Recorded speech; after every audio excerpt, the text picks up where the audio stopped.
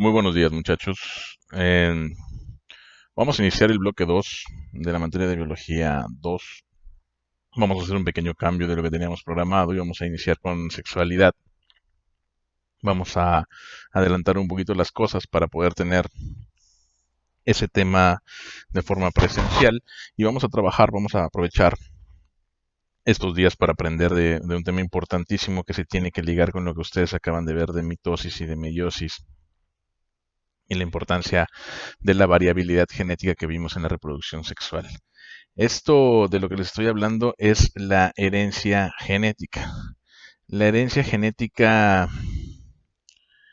nos va a ofrecer una... Necesitamos entender de forma muy general lo que son los genes, lo que son las características y cómo se transmiten. Es a través del ADN de que nosotros encontremos la importancia de esta molécula en estos segmentos de ADN donde se encuentra toda la información de lo que nosotros somos. Esa información que es heredable y cuando papá y mamá juntan su carga genética, bueno, nosotros tenemos condiciones y tenemos que saber por qué. ¿Por qué nos parecemos más a mamá? ¿Por qué nos parecemos más a papá? ¿Por qué somos niños? ¿Por qué somos niñas? ¿Por qué tenemos determinadas características? Y de ustedes ya lo habían empezado a notar o aprender desde la meiosis, específicamente en la profase 1 con el crossing over y todo lo que estuvimos platicando. Bueno, que hoy va a cobrar un poco más de sentido cuando entendamos precisamente el... Decíamos, tenemos que empezar a trabajar con el ADN, ¿sí? Ácido desoxirribonucleico, desoxi por la desoxirribosa, que es una pentosa en su estructura, y el ácido ribonucleico o ARN con ribosa en su estructura. Estas son las moléculas hereditarias por naturaleza y gracias a ellas podemos nosotros transmitir o recibir de nuestros papás y a su vez transmitir a nuestros hijos las características de nuestra especie y de nosotros como individuos. Este ADN tenemos que tener claro, existen todos los seres vivos, todos tienen ADN, todos. Ya después veremos después con esto tan famoso ahora de los virus son entes no catalogados todavía como un ser vivo como tal y en algunos casos no tienen ADN, pero todos los seres vivos somos portadores de esta molécula maravillosa. Este ácido desoxirribonucleico es el compuesto donde específicamente están codificados, porque hagan de cuenta que es como un mensaje en código. Y esas características que nosotros somos están ahí, como si estuvieran encriptadas, como si estuvieran codificadas, y ese código se tiene que traducir para poder llevarse a cabo. Y decíamos, importantísimo, transmitimos. Nosotros nos quedamos no con nuestra carga genética, sino en cuanto tenemos hijos, nosotros les proveemos de esas características que nosotros poseemos, lo cual hablábamos en la variedad genética puede ser para mejorar o para empeorar la especie. El ADN está formado por nucleótidos. Esta es una molécula de ADN eh, separada, ¿sí? Así como si estuviera aplastada, porque es una molécula antiparalela, no como se ve aquí en la imagen, pero los nucleótidos es un grupo fosfato, una aldopentosa, que es en este caso la desoxirribosa en el ADN o ribosa en el ARN, y una de las bases nitrogenadas. Son dos cadenas que se van a unir por medio de puentes de hidrógeno y el orden, la secuencia en la que estas bases nitrogenadas se colocan, todos tenemos las mismas bases nitrogenadas, pero es el orden el que nos va a, a generar lo que somos, que nos vuelve únicos e irrepetibles. Hay 5 bases. Para el ADN tenemos la timina, la guanina, la citosina y la adenina, y en el ARN se elimina la timina y son la guanina, citosina, adenina y uracilo. Esto lo vimos en tercer semestre cuando vimos el bloque de las biomoléculas. Aquí está, decíamos, estos puentes de hidrógeno que van a unir las dos cadenas del ADN y que es exactamente el orden en el que se encuentren único e irrepetible lo que nos hace ser lo que somos. Decíamos, esta estructura es una secuencia, es como si fueran palabras. Nosotros tenemos el alfabeto para formar las palabras. Bueno, acá tenemos la secuencia de las bases nitrogenadas para que la información genética se pueda transmitir de nuestros antepasados a nosotros y de nosotros a nuestros hijos y las futuras generaciones. Son como las instrucciones. Haz de cuenta que el ADN es un instructivo que trae, pues precisamente eso, valga la redundancia, las instrucciones para lo que somos, de qué estamos hechos y hasta cómo pensamos en ocasiones. La célula, decíamos, todos los seres vivos están formados por una o más células. Bueno, pues cada una de las células de nuestro cuerpo no es de aquí, es de aquí, en el núcleo. En el núcleo tenemos, la especie humana tiene 46 cromosomas. Cada cromosoma en uno de sus brazos, ustedes ya conocen esas estructuras, tiene enredado el ADN y el ADN en esta secuencia de bases nitrogenadas, decíamos, tiene los instructivos, las instrucciones y las indicaciones para que nosotros seamos. Aquí está, una célula, que son décimas de milímetro, contiene como 2 metros de ADN si lo tuviéramos que estirar. Dicen por ahí que si juntamos todo el ADN de todas las células de nuestro cuerpo, podemos ir y regresar a la luna. ¿Sí? Esta larga fibra se encuentra dividida en regiones. Cada pedacito de la estructura de ADN se le va a llamar genes. No se olviden de eso, apúntenlo muy bien. Los genes son esas estructuras específicas, esos pedazos de estructura del ADN que contienen las características de los seres vivos. ¿Sí? Es decir, esta secuencia es distinta en las especies. Cada especie tiene un ADN específico. ¿Sí? Los perros tendrán un ADN, los pulpos tendrán un ADN, las hormigas, las plantas, los humanos, pero las especies tenemos ADN muy similar. De hecho, entre especies tenemos estructuras muy similares. Nosotros nos separan por ahí 2 cromosomas de los chimpancés, que son la especie más cercana a nosotros genéticamente hablando. Pero dentro de las especies también los individuos tenemos características, decíamos, somos únicos e irrepetibles. Entonces, esa porción específica de ADN se llama gen, es la que va a determinar, por ejemplo, el color de nuestros ojos, nuestra capacidad intelectual, vamos, si somos bonitos, feos, gordos, flacos, tiene que ver con el medio ambiente, sí, tiene que ver con lo que has vivido, pero principalmente tiene una fuerte carga genética en el porqué. La herencia, decíamos, se hereda, ¿sí? Si los papás a lo mejor te van a dejar una casa, a lo mejor te van a dejar un terrenito, bueno, pero lo que es seguro que a lo mejor no te dejan nada, ¿no? Pero lo que es seguro que sí te van a dejar es genética con acento, lo que sí te van a dejar células con acento y núcleo con acento. Lo que sí te van a dejar son los genes. Entonces, todos los seres vivos tienen la capacidad de reproducirse. ¿Sí? Ustedes, espero yo en Dios que no se hayan reproducido todavía, pero en algún momento cuando se casen y cuando tengan ya todo listo en su vida, pues tendrán descendencia. Y será mediante reproducción sexual que obtengamos variabilidad genética. Les decía yo que la variabilidad genética es como la catafixia de Chabelo, nos permite mejorar o nos permite empeorar a la especie. Y es bastante importante para que la adaptación de lo que hablaba Darwin, de la teoría de la evolución, la adaptación de las especies al medio, etcétera, se pueda llevar a cabo, bueno, pues tiene que ver específicamente con esto. Herencia, nos lo van a dejar nuestros papás, bueno, nos lo dejaron nuestros papás, por eso existimos y se lo dejaremos a nuestros hijos. Nuestros progenitores nos dan los genes o rasgos o características, escríbanlo muy bien en sus apuntes, ellos a nosotros y nosotros a nuestros descendientes. Cada progenitor, y eso ustedes ya lo saben, aporta la mitad de los cromosomas, ya sea distribuidos de diferente forma, ahorita lo vamos a ver con las leyes de Mendel, pero de los 46 cromosomas que tenemos, en los 23 pares, pues 23 nos los da mamá, 23 nos los da papá. Acá no hay machismo, acá no hay caballerosidad. Bueno, ¿sabes qué? Está bien, en esta ocasión tú dale 40 y yo le doy 6. No. Dan 23 y 23. Sí o sí. Vamos a entrar a conceptos muy específicos. Genotipo. ¿Qué es el genotipo? Bueno, el genotipo es la cantidad de genes que posee un individuo, es decir, los 46 cromosomas que recibiste, si fueron 23 de papá o 23 de mamá, están en tu genotipo, ¿sí? Es como todo tu código genético. El fenotipo, bueno, de los genes que recibiste, los que logran manifestarse. Es decir, los que podemos ver,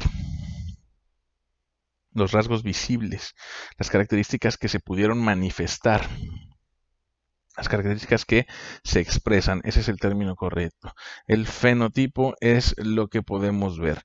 Vamos a ver ahorita más adelante que es un alelo, pero los genes, las características que tenemos, recibimos, decíamos, uno de papá y uno de mamá, ¿sí?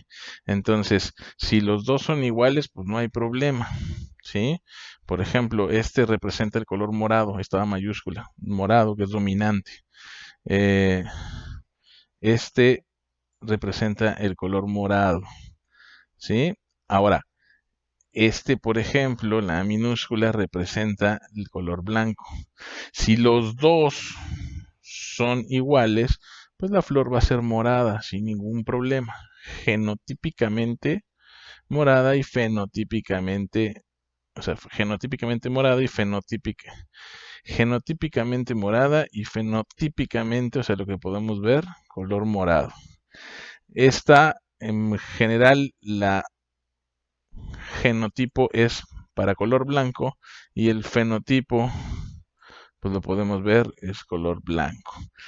Pero ¿qué pasa si recibimos uno de un color y otro de otro? Bueno, uno de los dos se va a expresar. El dominante, que lo expresamos con letra mayúscula, se expresará sobre el recesivo, ¿sí?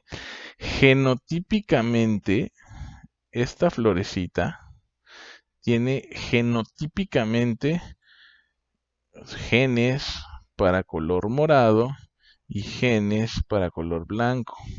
Sin embargo, fenotípicamente solamente la podremos apreciar color morado.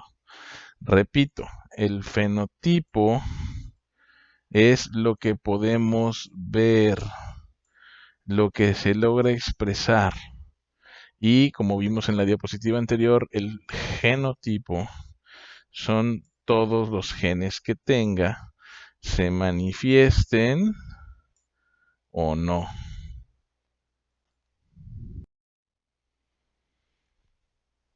El gen dominante y gen recesivo.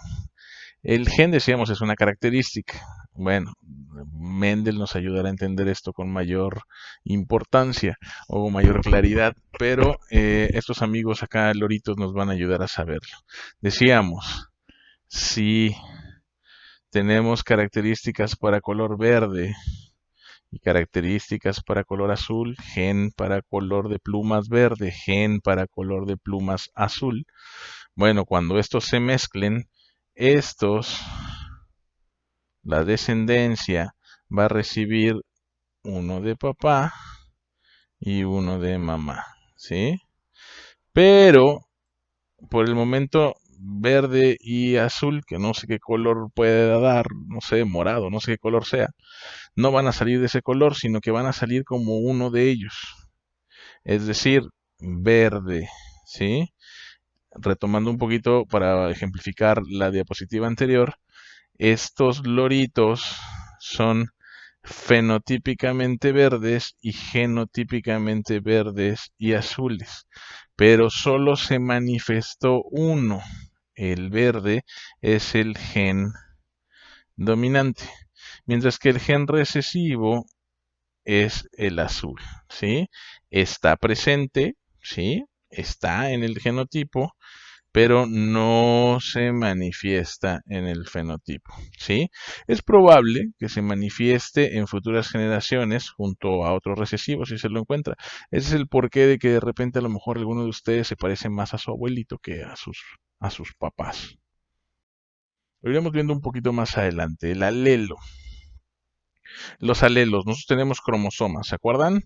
¿Se acuerdan del centrómero? ¿Se acuerdan del brazo? ¿Sí? Bueno, pues en el cromosoma hay pedacitos de ADN específicos para una característica, ¿sí? Pedacitos específicos para una característica. Entonces es la manifestación de los genes lo que hace que tengamos las características, ¿sí? Ahora, eso es en un lugar específico. El locus es el lugar determinado de un gen, el lugar en donde se va a manifestar el alelo, donde se va a manifestar el gen, la característica, ¿sí? Cromosomas homólogos son los que son en el mismo par. Yo les dije que tenemos 23 pares. Bueno, uno de papá y uno de papá y uno de mamá. Uno de papá y uno de mamá, uno de papá y uno de mamá. Así, 23. Homólogos son los que son iguales. Por ejemplo, ese es el par 3. Entonces, tenemos locus, es el lugar específico de un cromosoma, de un gen, en donde se manifiesta. Y loci es el plural, ¿sí? Vamos a pensar ubicaciones, por eso lo puse aquí en mayúscula, no es la ubicación solita, ubicaciones, más de una, es plural, ¿sí? Ubicaciones en donde se encuentran los pedacitos de genes o de ADN que nos van a dar una característica específica. Ya para ir terminando, porque esta diapositiva solamente tiene fines de que entendamos los conceptos básicos para que cuando ya empiece yo en unos videos que les voy a proporcionar también a explicar las leyes de Mendel, pues tengamos conceptos claros. Yo sí les recomiendo que tengan, como dicen las indicaciones que les puse en Educatum, muy clarito los términos, ¿sí? Un glosario que tengan, digo, si siempre se los pido, ahorita es más importante que lo tengan a la mano para que puedan comprender lo que vamos trabajando. Homocigoto y heterocigoto, lo vamos a ver. Bueno, cuando los alelos, decíamos uno de papá y uno de mamá, son iguales, estamos hablando de un homocigoto, ¿sí? Característica determinada. Les decía hace ratito, si es azul azul, pues el genotipo es azul azul, pues el fenotipo será azul, ¿sí? No hay mayor problema. Simplemente los dos, por ejemplo aquí, el pelo corto, homocigoto, lo manejan con la letra L, ¿sí? El pelo corto dominante sobre pelo largo, la la L minúscula lo ponen recesivo. Bueno, homocigoto dominante, homocigoto recesivo, significa igual, lo hemos visto mucho, ¿sí? Puede ser homocigoto dominante u homocigoto recesivo, homocigoto dominante y homocigoto recesivo, ¿sí? Y el hetero, aquí está mal, no es heterocoto, no es heterocigoto, es cuando tiene un alelo de uno y un alelo de otro. Nos sirve para ejemplificar también lo dominante y lo recesivo.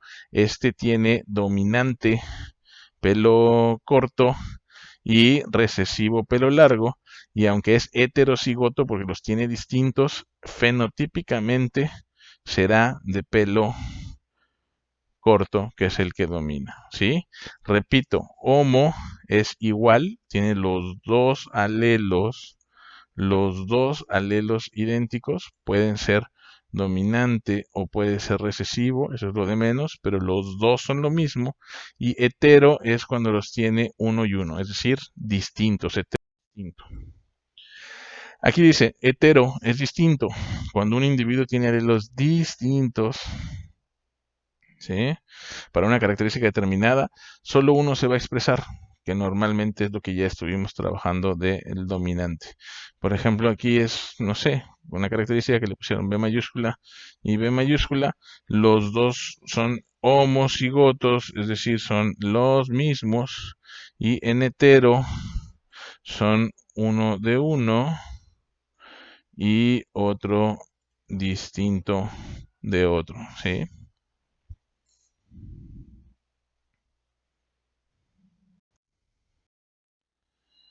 Aquí lo tenemos un poquito más claro. Homocigoto dominante, homo dijimos que era igual a A.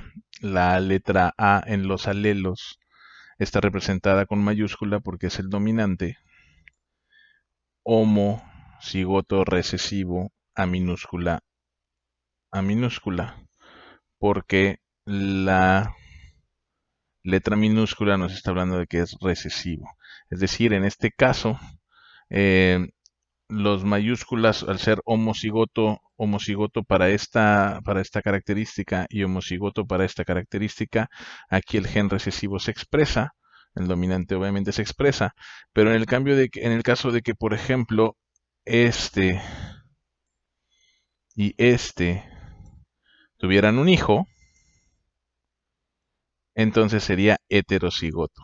Distinto. Hetero es distinto. Y tenemos la A de uno de los progenitores, la A minúscula del otro, y eso lo vuelve un individuo heterocigoto, en el cual el carácter que se expresaría sería este, ¿sí? Es decir, tenemos un heterocigoto para estas características, en donde la A mayúscula, fue dominante sobre la minúscula, es decir, genotípicamente es A mayúscula y A minúscula. Pero como el dominante es A, el que se va a expresar es A, que sería el fenotipo. La parte más práctica de lo que vamos a trabajar es a Gregorio Mendel. Gregor Mendel fue un monje. Antes la ciencia se realizaba no en laboratorios, sino durante un tiempo pues fueron las personas que pertenecían a la nobleza o a clases sociales muy altas. Durante algún tiempo fue en los monasterios. Y entonces eh, Gregorio Mendel era un monje que se encargaba, por cierto, del huerto, del monasterio, del lugar en donde estaban ellos este, confinados. Mendel no tenía Netflix, no tenía muchas aplicaciones que ustedes tienen ahorita, entonces se aburría y se dio cuenta que en el huerto había unas plantitas de chícharos que tenían flores blancas y otras que tenían flores moradas. Como les decía yo, se aburre y entonces él empezó a hacer la cruza, no natural, son plantas monoicas, ustedes ya saben lo que es eso, y pues colocaba el polen de unas en el gineceo, en el pistilo de otras, para realizar la cruza. La situación se puso un poquito interesante ahí porque Mendel empezó a observar el éxito de Mendel. A Mendel se le conoce como el padre de la genética. Irónicamente no sabía lo que era un gen. Él les llamaba caracteres. Ya se los explicaré un poquito más adelante en unos videos que vamos a hacer donde de puño y letra les explico las leyes de Mendel. Su libro, hago la aclaración, su libro trae 2 leyes de Mendel. Nosotros sabemos que no hacemos exámenes del libro, sino aprendemos más de biología. Ustedes van a saber más que el libro. Y vamos a ver tres leyes de Mendel. Entonces el señor, no les quiero spoilear, pero el señor quiere realizar las cruzas, hacer las observaciones y se empieza a encontrar con diferentes situaciones que ustedes acaban de ver en esta presentación. Lo dominante, lo recesivo, lo que hoy conocemos como genes, se les llamaba caracteres, decíamos hace ratito. Entonces, pues el señor, es tan importante que estamos hablando de él ahorita, ¿no? Por estas situaciones. Para que podamos entender las leyes de Mendel, nos vamos a basar en algo que se llama el cuadrado de Punnett. El cuadrado de Punnett es una forma de vertir, como ustedes lo pueden ver aquí en la imagen.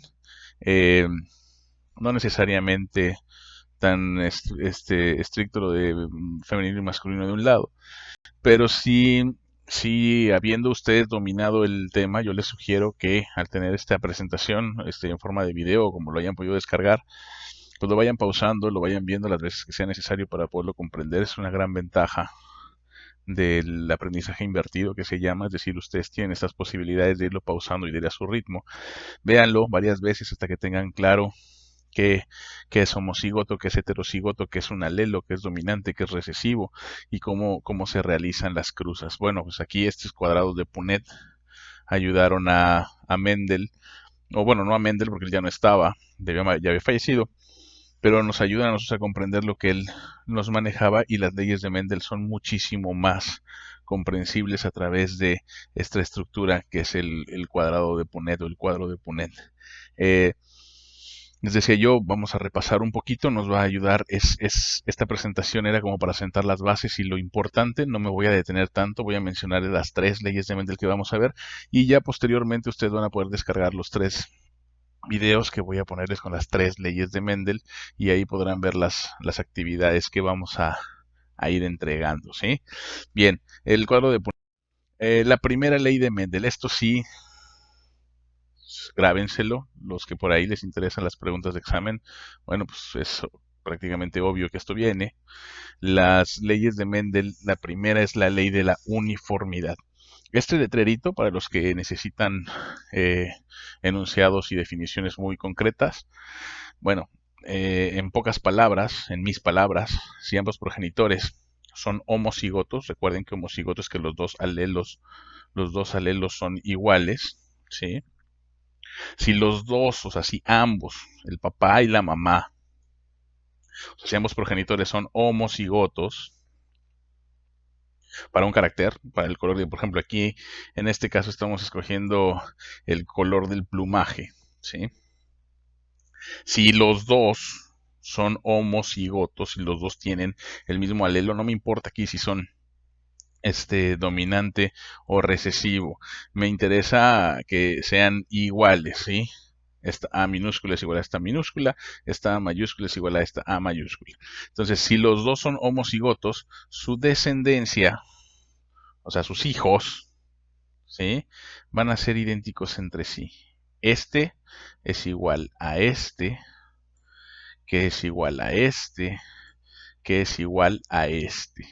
Los cuatro, es decir, todos los descendientes de estos dos homocigotos para esta característica son idénticos entre sí. Este, de este, de este, de este.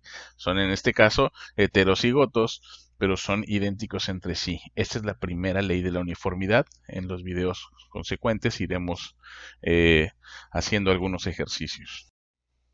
La segunda ley de Mendel que vamos a ver nosotros es la ley de la segregación. ¿Sí? Segregar, bueno, segregar, si ustedes lo buscan por ahí, me imagino que ya lo tienen en el glosario a esas alturas, es separar, ¿sí?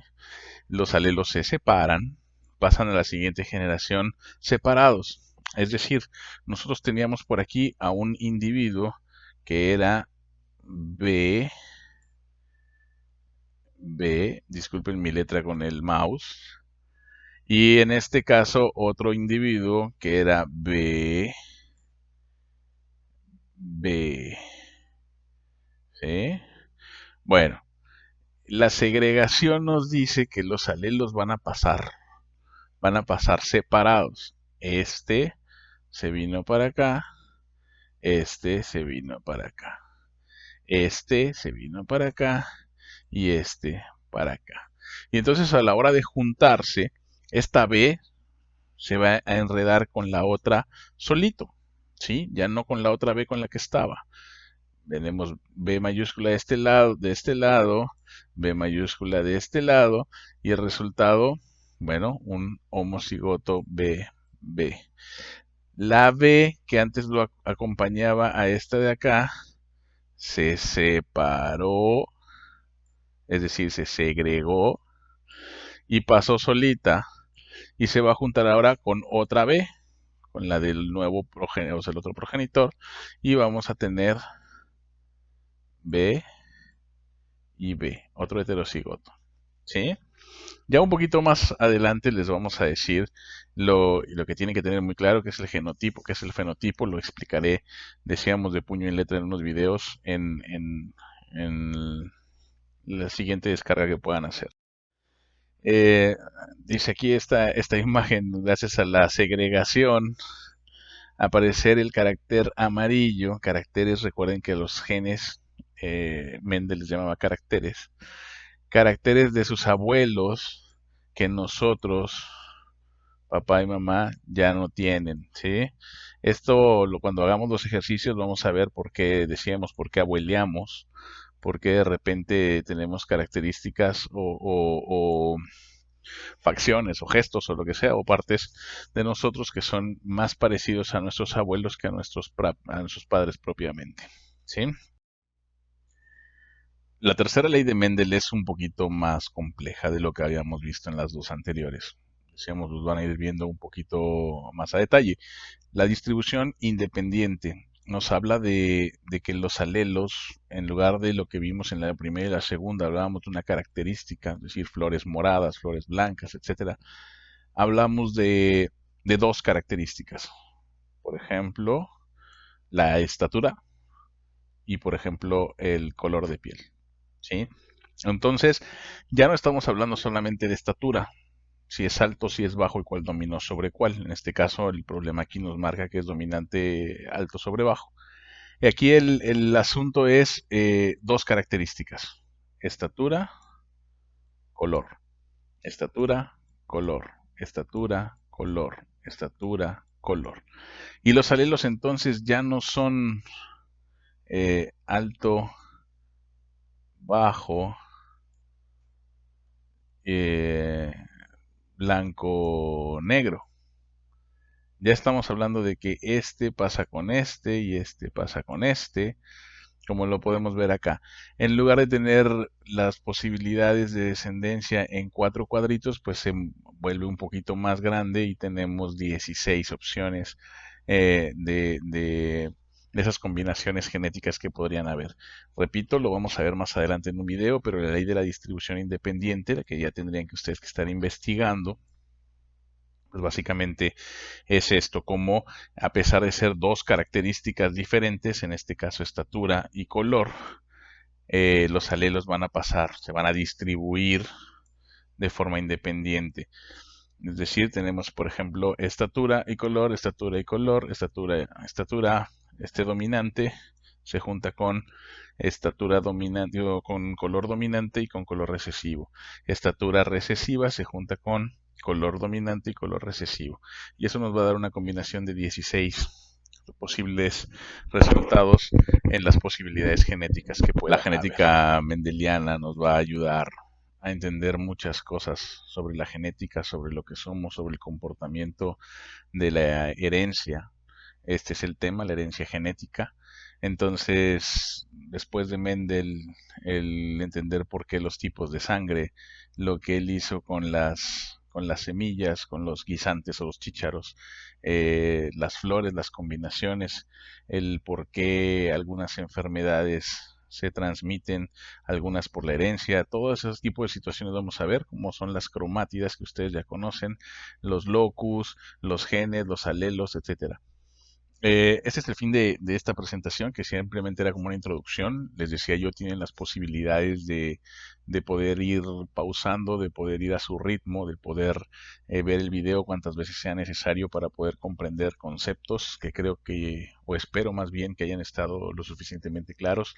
Se van, como ustedes lo han hecho todo el tiempo, estas 2 semanas que vamos a estar fuera del aula, pues no vamos a inventar, vamos a hacer lo que haríamos si estuviéramos ahí. Ustedes saben que en mis materias se trata de leer, de buscar las palabras, de hacer los glosarios, de explicar. Nos detendremos un poco en el poder verlos participar y aportar a la clase. En esta ocasión, pues por por razones de causa mayor, de fuerza mayor, tendremos que estar solamente de este lado dando un poquito de información, pero ustedes saben que deben de investigar, que deben de complementar y pues vamos a ir trabajando poco a poquito. Les decía, son 2 semanas, 4 sesiones por semana tenemos, por eso estamos programando 8 sesiones de actividad sin inventar nada nuevo, sino lo que haríamos normalmente, que es trabajar y aprender biología. Sigan por favor las indicaciones de Educatum.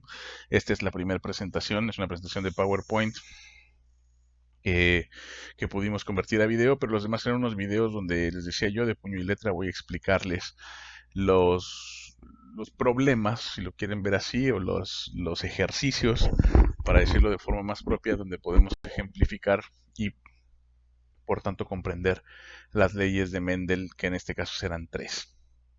Les encargo mucho que se pongan a trabajar y estoy para sus dudas o comentarios en el correo institucional y vamos a ir